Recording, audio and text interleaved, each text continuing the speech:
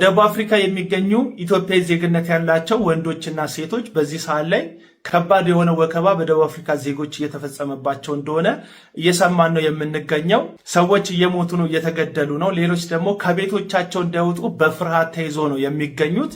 ኢትዮጵያውያን ብቻ አይደለም ይሄ ነገር እየደረሰባቸው ያለው፣ ዳውም አፍሪካዊ ተሰዶ በደቡብ አፍሪካ የሚኖረው ዜጋ ጥቃት እየደረሰበት ነው።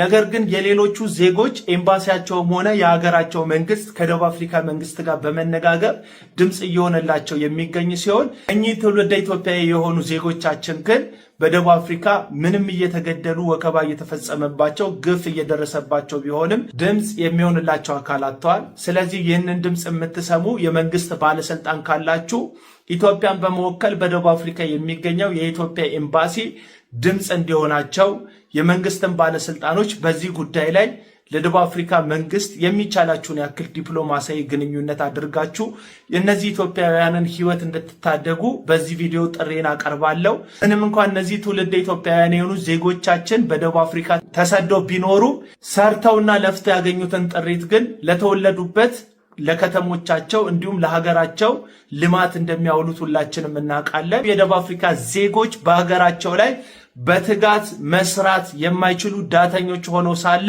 ኢትዮጵያውያን ስደተኞች ሄደው ተግተው ሰርተው ያገኙትን የተለወጡበትን ኢኮኖሚያዊ ለውጥ በማየት በክፋትና በተንኮል ተነስተው ነው በህይወታቸውና በንብረታቸው ላይ አደጋ እያደረሱ ያሉትኝ። ስለዚህ መንግስታችን ለህዝባችን ከለላ ያስፈልጋል።